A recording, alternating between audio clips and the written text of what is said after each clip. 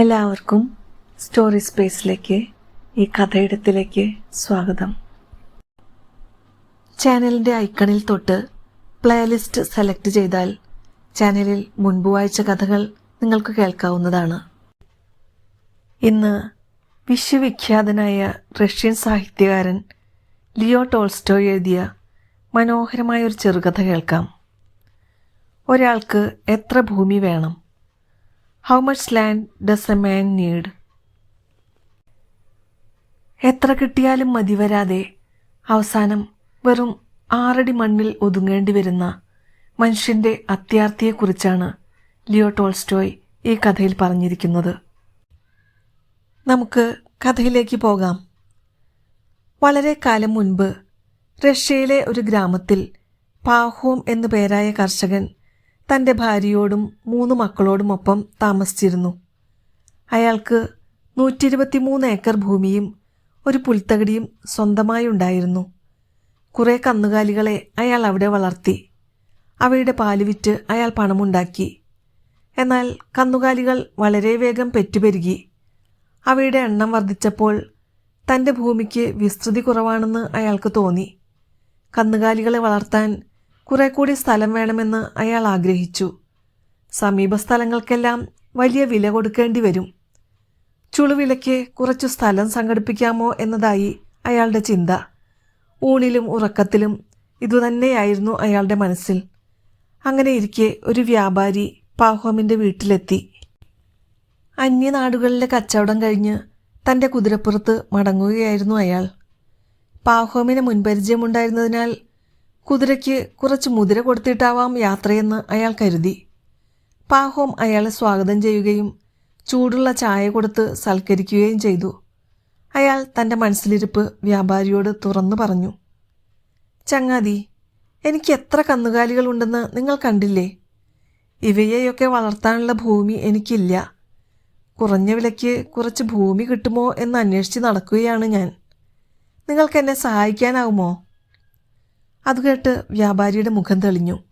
അയാൾ ഉത്സാഹത്തോടെ പറഞ്ഞു, നിങ്ങൾ ഭാഗ്യവാനാണ്. അല്ലെങ്കിൽ നമ്മളിപ്പോൾ കണ്ടുമുട്ടുകയും നിങ്ങളിക്കാര്യം എന്നോട് പറയുകയും ചെയ്യുമായിരുന്നോ?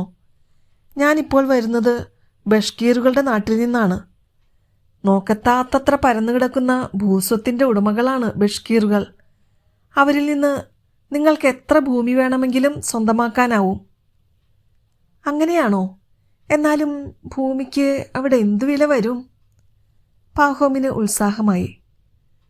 കേവലം 1000 നാണയം കൊടുത്താൽ നിങ്ങൾക്കവിടെ 13,000 ഏക്കറോളം ഭൂമി കിട്ടും. അത് തരിശുഭൂമിയൊന്നുമല്ല. ഏതു കൃഷിക്കും യോജിച്ച വളക്കൂറുള്ള മണ്ണാണ്. എത്ര വർഷം അലിഞ്ഞു നടന്നാലും ഇതിലും നല്ല ഭൂമി നിങ്ങൾക്ക് കിട്ടില്ല, വ്യാപാരി വിശദീകരിച്ചു. 1000 നാണയത്തിന് 13,000 ഏക്കർ ഭൂമിയോ? എനിക്ക് വിശ്വസിക്കാനാവുന്നില്ല. ഏതായാലും ഈ ശുഭവാർത്ത പറഞ്ഞു തന്ന താങ്കളോടെനിക്ക് തീർത്താൽ തീരാത്ത കടപ്പാടുണ്ട്. നാളെ തന്നെ ഞാൻ ബഷ്കീറുകളുടെ നാട്ടിലേക്ക് യാത്ര പുറപ്പെടുകയാണ്. പാഹോം വ്യാപാരിയെ യാത്രയയച്ചു. അയാൾ പിറ്റേന്ന് തൻ്റെ പരിചാരകനെയും കൂട്ടി ബഷ്കീറുകളുടെ നാട്ടിലേക്ക് പുറപ്പെട്ടു. 7 ദിവസത്തെ യാത്രയ്ക്ക് ശേഷം അവർ അവിടെ എത്തി. ഭൂവുടമകളെ സന്തോഷിപ്പിക്കാനായി അയാൾ കുറേ വിശിഷ്ട സമ്മാനങ്ങളും കയ്യിൽ കരുതിയിരുന്നു. ബഷ്കീറുകളുടെ താവളത്തിലെത്തിയ പാഹോം അവരുടെ നേതാവിനെ കണ്ട് അഭിവാദ്യം ചെയ്തു. സമ്മാനങ്ങൾ നൽകി. ബഷ്കീറുകളുടെ നേതാവേ, വണക്കം. ഞങ്ങളുടെ നാട്ടിൽ നിന്നും അങ്ങേക്കായി കൊണ്ടുവന്ന ഈ ഉപഹാരങ്ങൾ സ്വീകരിച്ചാലും? കൊള്ളാം. നിങ്ങളുടെ നല്ല മനസ്സിന് നന്ദിയുണ്ട്. പറയൂ, നിങ്ങളെ ഏതു വിധത്തിലാണ് ഞങ്ങൾക്ക് സഹായിക്കാനാവുക? നേതാവ് ചോദിച്ചു. എൻ്റെ കന്നുകാലികളെ വളർത്താൻ കുറച്ചു സ്ഥലം കിട്ടിയാൽ കൊള്ളാമെന്നുണ്ട്, പാഹോം തൻ്റെ ആവശ്യം തുറന്നു പറഞ്ഞു. അതിനെന്താ? ഇക്കാണുന്നതെല്ലാം ഞങ്ങളുടെ അധീനതയിലുള്ള കൃഷിഭൂമിയാണ്. അതിൽ നിന്നും നിങ്ങൾക്ക് ആവശ്യമുള്ളതത്രയും അളന്നെടുക്കാം, നേതാവ് പറഞ്ഞു. ഞാനിവിടെ ആദ്യമായാണ് വരുന്നത്. ഇവിടുത്തെ ഭൂമി വിലയെക്കുറിച്ച് എനിക്കൊന്നും അറിയില്ല. അതെത്രയാണെന്നറിഞ്ഞാൽ നന്നായിരുന്നു, അയാൾ ചോദിച്ചു. ഞങ്ങളുടെ ഭൂമിക്ക് എന്നും ഒരേ ഒരു വിലയേയുള്ളൂ. പ്രതിദിനം 1000 നാണയം മാത്രം, ബഷ്കീറുകളുടെ നേതാവ് പറഞ്ഞു. എന്ത്? പ്രതിദിനം 1000 നാണയമോ? ഇത് വിചിത്രമായിരിക്കുന്നു. ഭൂമി വില ഏക്കറിന് എത്രയെന്ന കണക്കിലല്ലേ പറയാറ്? അയാൾ നെറ്റിചുളിച്ചു. എന്നാൽ ഇവിടെ അങ്ങനെയല്ല.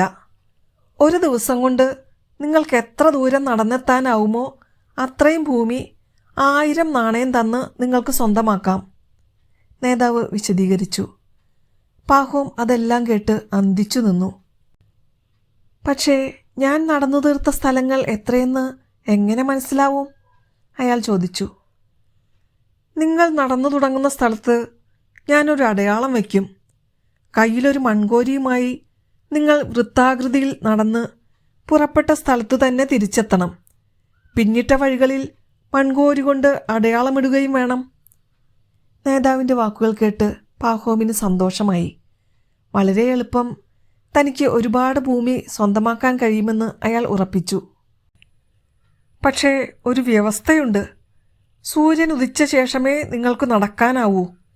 സൂര്യാസ്തമയത്തിന് മുൻപ് പുറപ്പെട്ട സ്ഥലത്ത് മടങ്ങിയെത്തുകയും വേണം. അല്ലാത്ത പക്ഷം ആ ഭൂമി മുഴുവൻ നിങ്ങൾക്ക് നഷ്ടമാവും, നേതാവ് പറഞ്ഞു. ആ വ്യവസ്ഥ സമ്മതിച്ച് പാഹോം 1000 നാണയങ്ങളടങ്ങിയ സഞ്ചി അദ്ദേഹത്തിന് കൊടുത്തു. പിന്നെ ഭക്ഷണം കഴിച്ച് അവരുടെ അതിഥിയായി കൂടാരത്തിൽ ചെന്നു കിടന്നു. വരാൻ പോകുന്ന മഹാഭാഗ്യമോർത്തപ്പോൾ പാഹോമിന് ഉറക്കം വന്നില്ല. ബഷ്കീറുകളുടെ മണ്ണ് സ്വന്തമാക്കി അവിടെ പുതിയ കെട്ടിടം പണിയുന്നത് സ്വപ്നം കണ്ട് അയാൾ തിരിഞ്ഞും മറിഞ്ഞും കിടന്നു. പുലർച്ചെ അല്പനേരം മാത്രമാണ് അയാളൊന്ന് മയങ്ങിയത്. പിറ്റേന്ന് രാവിലെ അയാൾ ഒരു മലയടിവാരത്തിലെത്തി. ബഷ്കീറുകളുടെ തലവനും അനുചരന്മാരും പാഹോമിൻ്റെ പരിചാരകനും അവിടെ സന്നിഹിതരായിരുന്നു. സൂര്യൻ ഉദിച്ചു വരുന്നതേ ഉണ്ടായിരുന്നുള്ളൂ. സൂര്യോദയം കണ്ടിട്ടേ നടത്തം തുടങ്ങാവൂ എന്നാണ് വ്യവസ്ഥ. അയാൾ ചുറ്റും നോക്കി മനസ്സിൽ കണക്കുകൂട്ടി. ഇക്കാണുന്ന കുന്നിൻചെരിവും കുന്നുമെല്ലാം ഇന്ന് വൈകിട്ടോടെ എനിക്ക് സ്വന്തമാകും. ആരെയും അസൂയപ്പെടുത്തുന്ന വിധത്തിലുള്ള സാമ്രാജ്യത്തിന് ഞാൻ ഉടമയാകും. തലവൻ തൻ്റെ രോമത്തൊപ്പിയെടുത്ത് പുൽപ്പരപ്പിൽ വെച്ച് പറഞ്ഞു. ദാ ഇവിടെ നിന്നാണ് നിങ്ങൾ നടത്തം തുടങ്ങേണ്ടത്. സൂര്യൻ അസ്തമിക്കും മുമ്പ് നടത്തത്തിൻ്റെ വട്ടം പൂർത്തിയാക്കി ഈ തൊപ്പിയിൽ നിങ്ങൾ തൊടണം. അത്രയും ഭൂമി നിങ്ങളുടെ പേരിൽ ഞാൻ ഉടനെ എഴുതിത്തരും. സൂര്യൻ ഉദിച്ചതും പാഹോം മൺകോരിയും തോളിൽ വെച്ച് നടപ്പ് തുടങ്ങി. തനിക്ക് ഒട്ടും നേരം കളയാനില്ലെന്നും കഴിയും വേഗം കൂടുതൽ അകലേക്ക് നടന്ന് ഉച്ചയോടെ മടക്കയാത്ര തുടങ്ങണമെന്നും അയാൾ സ്വയം പറഞ്ഞു. കാലുകൾ പരമാവധി വലിച്ചു വെച്ച് വേഗത്തിലാണ് അയാൾ നടന്നത്.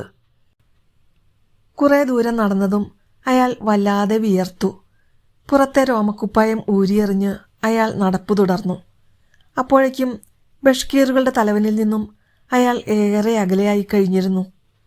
നടത്തത്തിനിടെ എവിടെയെങ്കിലും കുറച്ചിരുന്ന് കഴിക്കാമെന്ന് കരുതി കൊണ്ടുവന്ന പ്രാതൽ അയാൾ വലിച്ചെറിഞ്ഞു.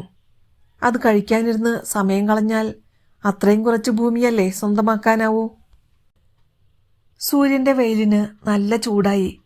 തുടർച്ചയായുള്ള നടത്തം അയാളെ ക്ഷീണിപ്പിച്ചു. വല്ലാത്ത വിശപ്പും ദാഹവും തോന്നി. ഉച്ചഭക്ഷണപ്പൊതിയും കയ്യിലുണ്ട്. എന്നാൽ മരത്തണലിലിരുന്ന് ഭക്ഷണം കഴിച്ച് സമയം കളയാൻ അയാൾ തയ്യാറായില്ല. 2 കഷ്ണം ഉണക്കറൊട്ടി നടത്തത്തിനിടയിൽ കടിച്ചു തിന്ന് കുപ്പിയിൽ നിന്ന് 2 കവിൾ വെള്ളവും കുടിച്ച് അയാൾ നടപ്പു തുടർന്നു. സൂര്യൻ തലയ്ക്ക് മുകളിലെത്തിയപ്പോൾ നേരം നട്ടുച്ചയായെന്ന് അയാൾ ഓർത്തു. സൂര്യാസ്തമയത്തിനു മുൻപേ രോമത്തൊപ്പിയുടെ അടുത്ത് തിരിച്ചെത്തണം. വന്ന അത്രയും ദൂരം തിരിച്ചു നടക്കാനുണ്ട്. ഇനിയും മടക്കം വൈകിയാൽ തനിക്ക് ലക്ഷ്യത്തിലെത്താനായെന്ന് വരില്ല. അയാൾ തിരിച്ചു നടക്കാൻ ഭാവിച്ചപ്പോൾ മുന്നിലെ പച്ചപ്പ് നിറഞ്ഞ ഭൂമി കണ്ടു. ഇത്ര നല്ല ഭൂമി നേടാനുള്ള സുവർണാവസരം കൺമുന്നിലുള്ളപ്പോൾ അത് പുറങ്കാലുകൊണ്ട് തട്ടിക്കളയുന്നത് ബുദ്ധിയല്ല. കുറച്ച് ഭൂമി കൂടി സ്വന്തമാക്കിയ ശേഷം അല്പം വേഗത്തിൽ തിരിച്ചു നടന്നാൽ മതിയാകും. അയാൾ ആവേശത്തോടെ മുന്നോട്ട് നടന്നു. രാവിലെ മുതലുള്ള നടത്തത്തിൽ അയാളുടെ കൈകാലുകൾ തളർന്നു. ദേഹം കുഴഞ്ഞു തുടങ്ങി. ഇതിനകം നടന്നു കീഴടക്കിയ സ്ഥലങ്ങളിൽ പൂർണ്ണ തൃപ്തി വന്നില്ലെങ്കിലും അയാൾ മടക്കയാത്ര തുടങ്ങി. ഇനി തനിക്ക് അധിക സമയം ബാക്കിയില്ലെന്ന് അയാൾക്ക് ബോധ്യമായി. നേരെ നടന്നാൽ ഒരുപക്ഷെ താൻ ലക്ഷ്യം കാണില്ലെന്ന് തോന്നിയ പാഹോം ഒരു കുറുക്കുവഴി ആലോചിച്ചു.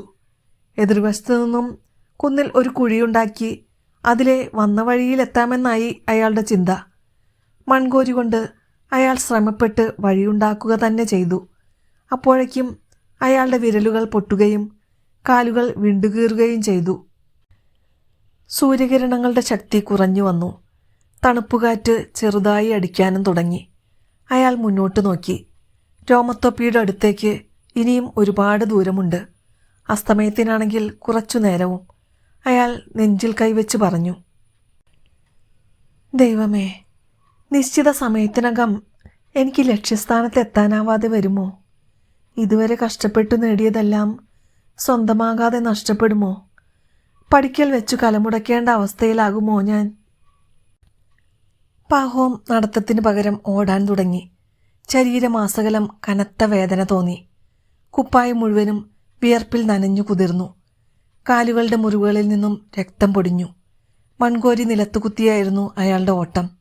അതുകൂടിയില്ലെങ്കിൽ തളർന്നു വീഴുമെന്ന അവസ്ഥയായി. അയാളുടെ ഹൃദയം കൊല്ലന്റെ ചുറ്റിക കണക്കെ അടിച്ചുകൊണ്ടിരുന്നു. നെഞ്ച് കൊല്ലന്റെ കൂടം പോലെ ഉയർന്നു താന്നു. കാലുകൾ ഇടറി നീങ്ങി. ഒരുപക്ഷെ താൻ മരിച്ചു വീഴുമെന്ന് തന്നെ അയാൾ ഭയന്നു. മരണത്തേക്കാൾ അയാളെ ദുഃഖിതനാക്കിയത് കണ്ണായ ഈ സ്ഥലം മുഴുവനും നഷ്ടമാകുമല്ലോ എന്ന ചിന്തയാണ്. അയാൾ രണ്ടും കൽപ്പിച്ച് ഓട്ടം തുടർന്നു. സൂര്യൻ ഏതാണ്ട് അസ്തമിച്ചു തുടങ്ങിയതും പാഹോം രോമത്തൊപ്പി കാണാവുന്നത്ര അടുത്തെത്തിയിരുന്നു. ഇനി അല്പം കൂടി മുന്നോട്ടു പോയാൽ മതി. പിന്നെ താൻ പഴയ ദരിദ്ര കർഷകനല്ല, ഏക്കർ കണക്കിന് കൃഷിഭൂമിയുടെ യജമാനാണ്. എത്ര ശ്രമിച്ചിട്ടും കാലുകൾ താൻ വിചാരിച്ച പോലെ മുന്നോട്ടു പോകുന്നില്ല. ദേഹമെങ്ങും വേദന കൊണ്ട് നീറുകയാണ്. ബഷ്കീറുകളുടെ നേതാവിനെയും അനുചരന്മാരെയുമൊക്കെ തനിക്കിപ്പോൾ കാണാനാവും. സൂര്യാസ്തമയത്തിന് നിമിഷങ്ങൾ മാത്രമേ ഇനിയുള്ളൂ. രോമത്തൊപ്പിയിൽ തൊടാനും അത്രമാത്രം സമയം മതി. അയാൾ വീണ്ടും കുതിച്ചു. ഇയാളൊരു അസാമാന്യൻ തന്നെ. ഇത്രയേറെ ഭൂമി നാളിതുവരെ ആരും സ്വന്തമാക്കിയിട്ടില്ല. ഇയാൾ ലക്ഷ്യത്തിലെത്തുമെന്ന് തന്നെയാണ് തോന്നുന്നത്, തലവൻ പറഞ്ഞു. പാഹോം രോമത്തൊപ്പിയുടെ തൊട്ടടുത്തെത്തിക്കഴിഞ്ഞു. സൂര്യാസ്തമയം പൂർണ്ണമാകുന്നു. അയാൾ കൈകൾ നീട്ടി മലർന്നടിച്ച് ഒറ്റ വീഴ്ച. അയാളുടെ വിരലുകൾ രോമത്തൊപ്പിയിൽ സ്പർശിച്ചു. നിശ്ചയമായും അയാൾ ലക്ഷ്യം കണ്ടു. ഇക്കണ്ട ഭൂമി മുഴുവനും അയാൾക്കുള്ളതാണ്. അയാളെ വിളിച്ചെഴുന്നേൽപ്പിക്കൂ. ഇപ്പോൾ തന്നെ ഭൂമി അയാളുടെ പേരിലാക്കി പ്രമാണം തയ്യാറാക്കാം, ബഷ്കീറുകളുടെ തലവൻ നിർദ്ദേശിച്ചു. യജമാനെ, എഴുന്നേൽക്കൂ, അങ്ങ് ജയിച്ചു കഴിഞ്ഞു. പാഹോമിൻ്റെ പരിചാരകൻ കമഴ്ന്നു കിടക്കുന്ന അയാളെ കുലുക്കി വിളിച്ച് പറഞ്ഞു. എന്നാൽ ആ സന്തോഷവാർത്ത കേട്ടിട്ടും അയാൾ എഴുന്നേറ്റില്ല. യജമാനെ, യജമാനെ, പരിചാരകൻ വീണ്ടും വിളിച്ചു. മറുപടി ഉണ്ടാകാതെ വന്നപ്പോൾ അയാളുടെ മുഖം വാടി. എന്തോ പന്തികേട് തോന്നിയതിനാൽ ബഷ്കീറുകളുടെ തലവനും അനുചരന്മാരും അങ്ങോട്ട് ഓടിയെത്തി. അവരുടെ നിർദ്ദേശപ്രകാരം പരിചാരകൻ പാഹോമിനെ താങ്ങിയെടുത്ത് മലർത്തിക്കിടത്തി. എല്ലാവരും ഞെട്ടി. ആ കർഷകന്റെ ശരീരം അതിനകം നിശ്ചലമായി കഴിഞ്ഞിരുന്നു. വായിൽ നിന്നൊളിച്ചിറങ്ങിയ ചോര ആ മുഖത്ത് ഉണങ്ങിപ്പിടിച്ചു കിടന്നു. തൻ്റെ വലിയ നേട്ടം അറിയും മുൻപേ അയാൾ മരിച്ചു വീണിരുന്നു. ബഷ്കീറുകൾ തങ്ങളുടെ രോമത്തൊപ്പികൾ ഊരി പരേതന് അഭിവാദ്യമർപ്പിച്ചു. പാവം മനുഷ്യൻ, എത്രയോ ഏക്കർ ഭൂമി മോഹിച്ചു വന്ന ഇയാൾക്ക് യഥാർത്ഥത്തിൽ എത്ര മണ്ണാണ് വേണ്ടതെന്ന് നോക്കൂ, തലവൻ നിർദ്ദേശിച്ചു. അനുചരന്മാരിൽ ഒരാൾ മൃതദേഹത്തിൻ്റെ നീളം അളന്ന് തിട്ടപ്പെടുത്തി പറഞ്ഞു. കേവലം 6 അടി മണ്ണ്. അങ്ങനെ പാഹോം തൻ്റെ വലിയ മോഹങ്ങളെല്ലാം ഉപേക്ഷിച്ച് 6 അടി മണ്ണിൽ ശാന്തനായി ഉറങ്ങി. വലിയ നേട്ടങ്ങൾ വെട്ടിപ്പിടിച്ചതിൽ അഹങ്കരിക്കുന്ന ഏതൊരാൾക്കും വാസ്തവത്തിൽ ഇതിൽ കൂടുതൽ മണ്ണിൻ്റെ ആവശ്യമില്ല. ഇത് പക്ഷേ മനുഷ്യർ എന്നാണാവോ മനസ്സിലാക്കുക.